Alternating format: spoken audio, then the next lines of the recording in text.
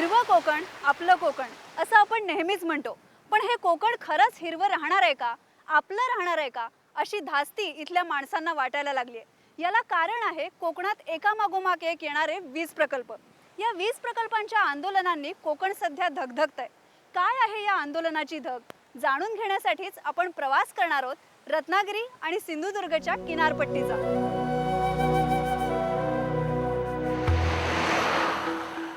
जयगड पासून जैतापूर पर्यंत आणि देवगड पासून सावंतवाडी पर्यंत अख्खी किनारपट्टी या वीज प्रकल्पांनी काबीज केली आहे।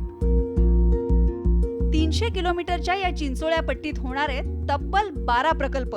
मंडणगड जवळ हरिहरेश्वरचा औष्णिक प्रकल्प येतोय, पुढे केळशीच्या किनाऱ्यावर टियाना ग्रुपचा प्रकल्प, दापोली जवळ भोपणला आणखी एक प्रकल्प, गुहागर जवळ धोपावेला सरकारनं औष्णिक वीज प्रकल्पाची घोषणा करूनही टाकली आहे। जयगडला जिंदालचा प्रकल्प धूर रोखतोय, पावस रणपारला फिनोलेक्स कंपनीला त्यांचा प्रकल्प आणखी मोठा करायचा आहे। माडबन जैतापूरचा अणुऊर्जा प्रकल्प तर आंतरराष्ट्रीय पातळीवर गाजतोय।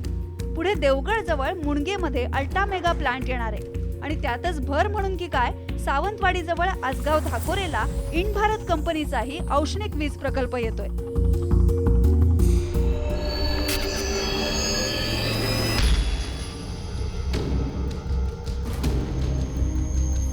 या वीज प्रकल्पांविरुद्ध कोकणातले लोक इतके का संतापलेत हे कळतं जयगडच्या जिंदाल कंपनीच्या प्रकल्पामध्ये गेल्यावर।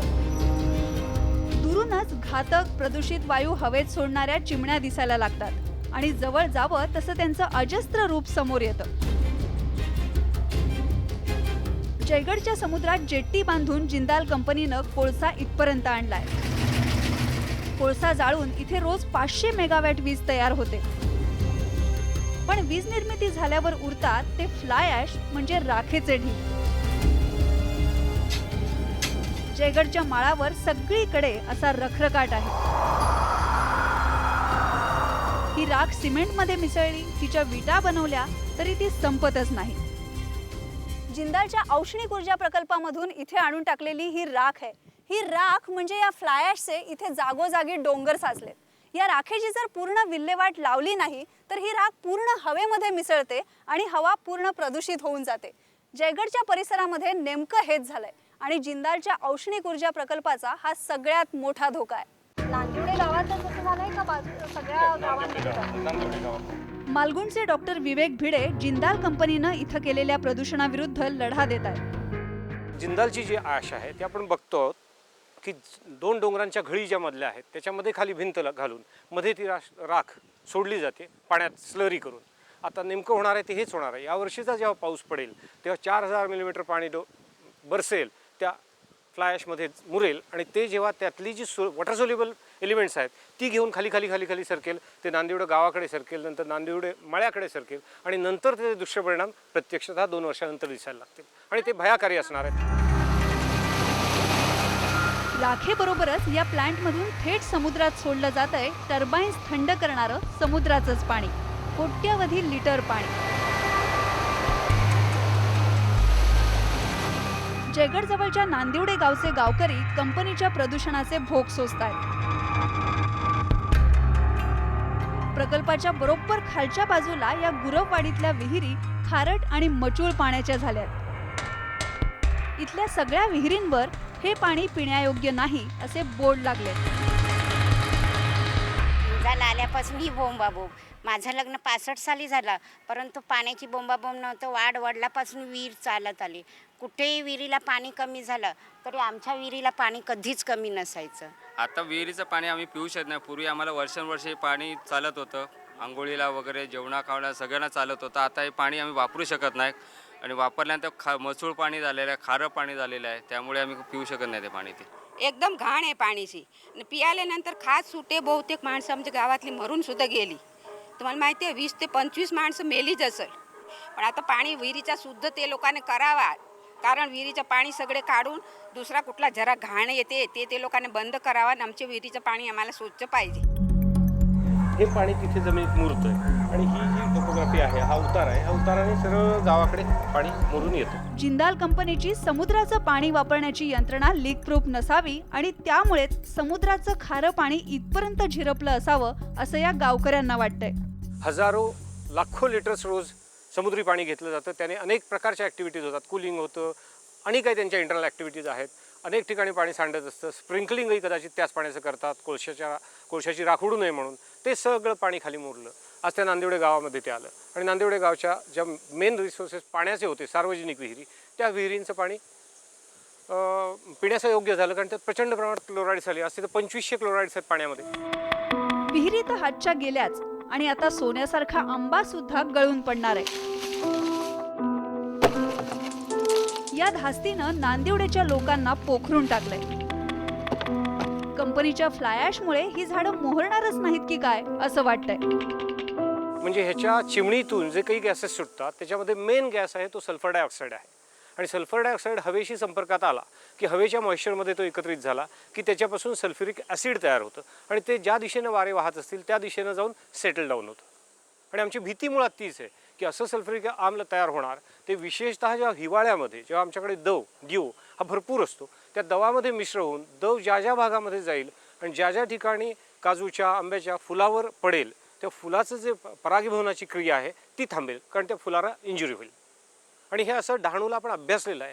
हे असं पुढ्यात उदाहरण आहे. रत्नागिरी जिल्ह्यातला जयगड आणि पावसच्या पट्ट्यातला कलमी आंबा जगभर नावाजलाय आणि नेमक्या याच भागात हे औष्णिक प्रकल्प त्यांची फ्लाय ॲश सोडतात. पावस रणपारच्या फिनोलेक्सच्या औष्णिक प्रकल्पानं सुद्धा इथल्या आंब्याच्या बागांची दुर्दशा करून टाकली. आता फिनोलेक्सला त्यांचा 43 मेगावॅटचा प्रकल्प वाढवून 1000 मेगावॅट पर्यंत करायचा आहे आणि जिंदाल कंपनीलाही जयगडला 3200 मेगावॅटचा दुसरा टप्पा उभारायचा आहे. पण यामध्ये रत्नागिरीच्या किनारपट्टीचं काय होईल याचा कुणीही विचार केलेला नाही.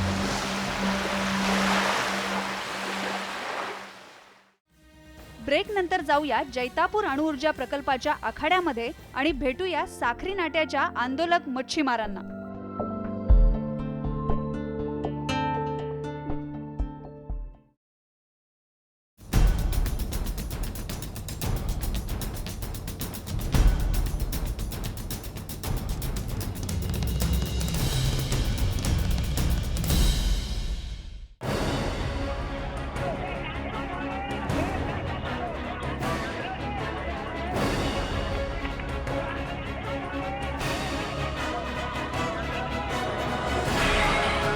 जैतापूर अणुऊर्जा प्रकल्पाच्या वादामुळे जगभरात चर्चेत आलेली किनारपट्टी, रत्नागिरी आणि सिंधुदुर्गच्या मध्यावरची. राजकारण्यांच्या जाळ्यात जैतापूर अडकलं. वाद, चर्चा, हेवेदावे, जाळपोळ, हिंसा, प्रकल्पाच्या नावावर सगळं झालं.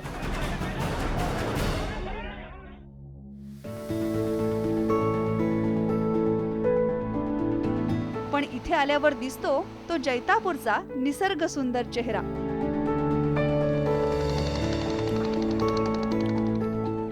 जैतापूरच्या खाडीच्या पुलावर आता आपण उभे आहोत. जैतापूरची ही निसर्ग सुंदर खाडी अणुऊर्जा प्रकल्पाच्या अगदी पट्ट्यात येते. समोर दिसतंय ते साखरी नाटे गाव.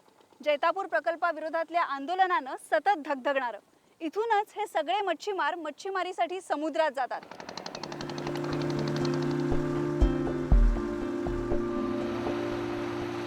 साखरी नाटे बंदरातल्या मच्छीमारांनी अणुऊर्जा प्रकल्पाच्या विरोधात करो या मरोचा लढा उभारलाय.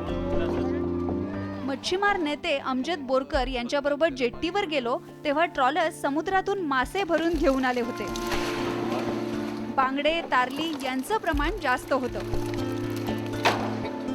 इथे रोज माशांची लाखोंची उलाढाल होती.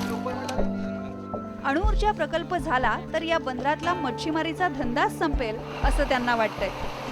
या प्रकल्पामध्ये जे पाणी आत घेण्यात येईल ते जवळजवळ 5200 कोटी लिटर्स इतक्या मोठ्या प्रमाणात पाणी असेल आणि जवळजवळ तेवढंच पाणी गरम पाणी रिॲक्टरमधून कूलिंगनंतर ते सोडण्यात येईल. ह्या सगळ्यांचा परिणाम असा होईल की त्या ठिकाणी असलेले मासे तिथून स्थलांतर करीत आणि जे मासे स्थलांतर करू शकत नाहीत, कालवं आहेत, त्याच्यामध्ये मुळे आहेत, शिंपले आहेत, अनेक प्रकारचे शंख आहेत किंवा कमी पोहणारे मासे आहेत, जे कोळंबी आहेत, प्रॉन्स आहेत, लॉबस्टर आहेत, क्रॅब्स आहेत, खेकडे वगैरे आपण म्हणतो, हे सगळे प्राणी फारसे आपली जागा सोडू शकत नाहीत. ते त्या वातावरणाशी नाही तिने जुळवून घेतलं तर ते मरतील. म्हणजे ह्या खाडीच्या आसपासची जी काय समुद्री जीवन जे आहे ते धोक्यात येईल त्याच्यामुळे. प्रदूषणाचा माशांवर परिणाम होण्याची शक्यता आहेच, शिवाय आणखी एक धास्ती आहे. या ठिकाणी हा प्रकल्प तितक्या महत्त्वाचा आहे, सुरक्षितता फार महत्त्वाची, फार मोठा प्रचंड प्रकल्प आहे, त्यामुळे सुरक्षितता पण त्याच प्रकारची असेल. ह्या कारणावरून कदाचित मच्छीमारांना पुढे मागे या समुद्रात जाणे येणे, खाडीत जाणे, समुद्रात जाणे हे फार कठीण होईल. कदाचित त्यांना प्रवेश नाकारला सुद्धा जाईल अशी आम्हाला भीती वाटते. प्रश्न आहे तो इथल्या मच्छीमारांचा समुद्रावरचा हक्क जपण्याचा. समुद्र तर आमचाच आहे, आमचा हक्क आहे. पिढ्यानपिढ्या आम्ही मच्छीमारी करत आहोत आणि जर आमचा हा रोजीरोटीचा जर हा हिसकावून घेतला तर आम्ही विस्थापित होणार. त्यानंतर आम्ही कुठेच काय करू शकणार नाही. मच्छीमारी सोडून दुसरं कोणतंही उत्पन्नाचं साधन इथे नाही. आम्ही आमचा व्यवसाय कुठे दुसऱ्या देशात जाऊन दुसऱ्या गावात जाऊन करणार नाही. कारण जाणार असले तर 1, 2, 10, 12 जास्तीत जास्त 100 लोक जातील आणि दुसऱ्या इकडे करतील. बाकी तर एवढा पूर्ण गाव कुठे जाणार.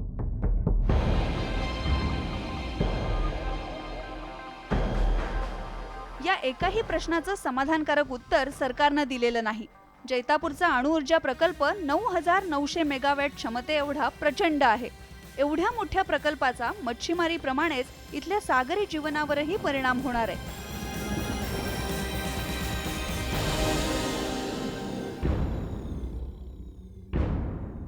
वादग्रस्त अणुऊर्जा प्रकल्पाचं हेच आहे हे पठार. प्रकल्पाचं नाव जरी जैतापूर असलं तरी इथे माडबनच्या पठारावर हा प्रकल्प उभा राहतोय. यासाठी इथली हजारो हेक्टर जमीन घेण्यात आली आहे. जर का हा प्रकल्प पूर्ण झाला तर इथे कल्पकम किंवा तारापूर सारखी अणुऊर्जा नगरी उभी राहणार आहे.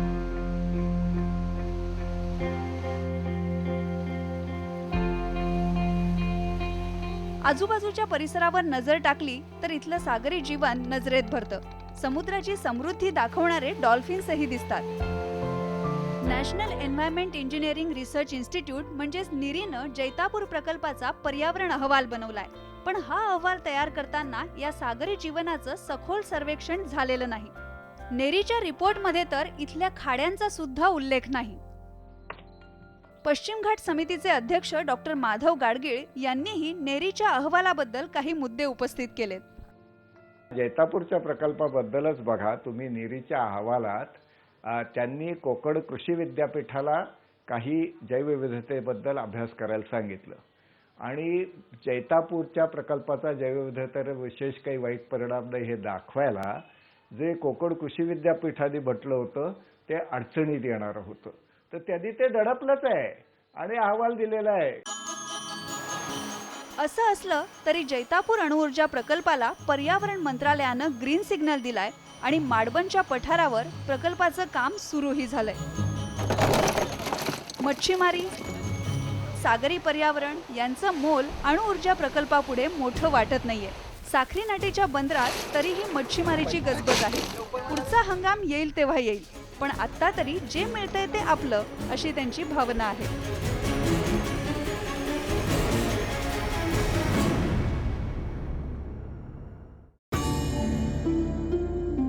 ब्रेक नंतर जाऊया औष्णिक प्रकल्पाविरुद्ध लढणाऱ्या सिंधुदुर्गातल्या आसगाव धाकोरेमध्ये.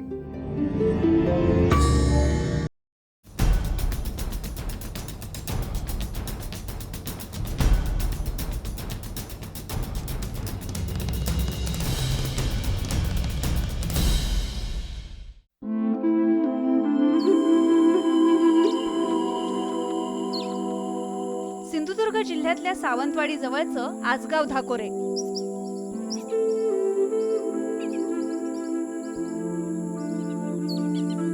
काजू आणि कोकमाच्या बागांनी नटलेल्या या गावात एक औष्णिक प्रकल्प येतोय.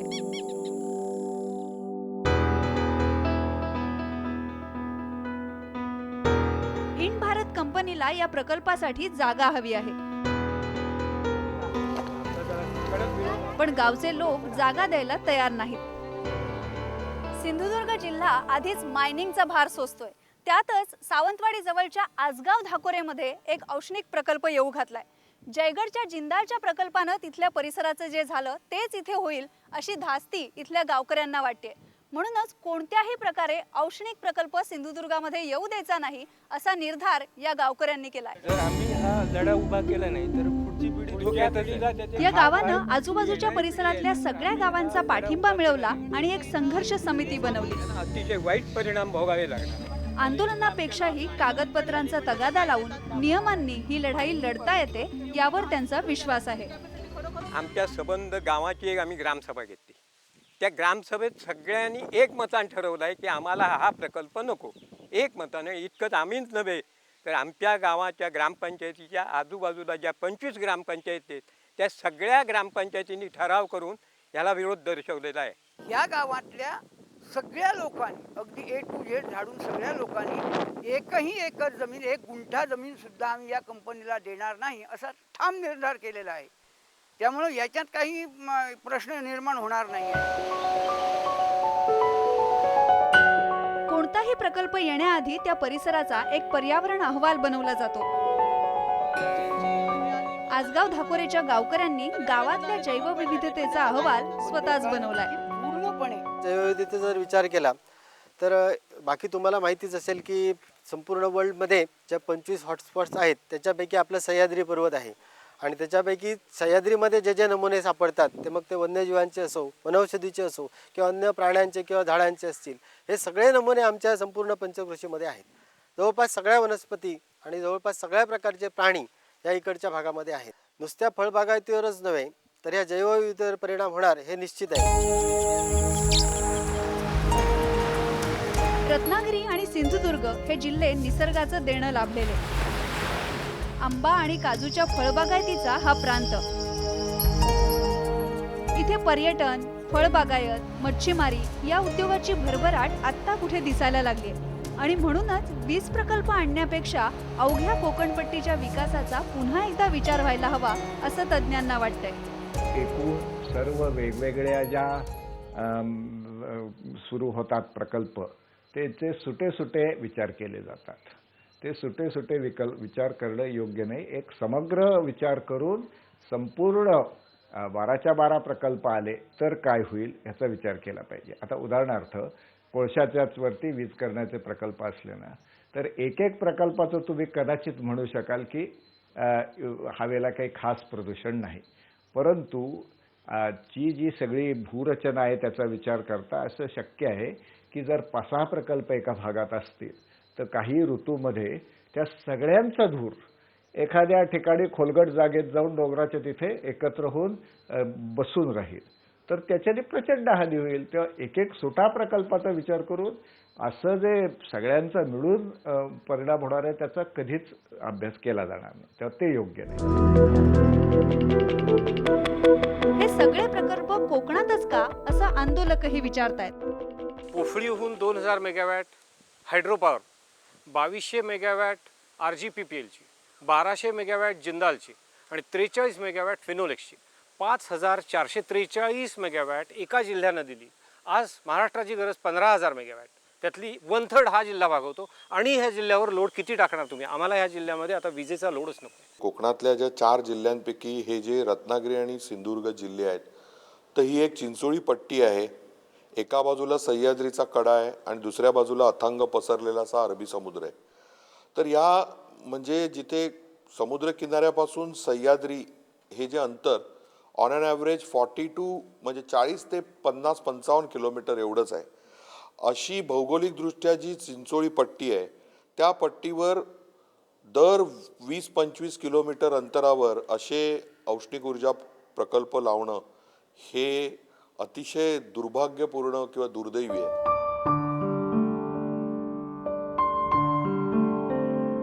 वीज प्रकल्प तर हवेत, पण ते किती आणि कुठे त्याही पेक्षा कसली तडजोड करून. कोकणातल्या माणसाचं नेमकं हेच म्हणणं आहे. अणुऊर्जा प्रकल्प असो की औष्णिक ऊर्जा प्रकल्प, त्यासाठी द्यावी लागणारी किंमत मोठी आहे.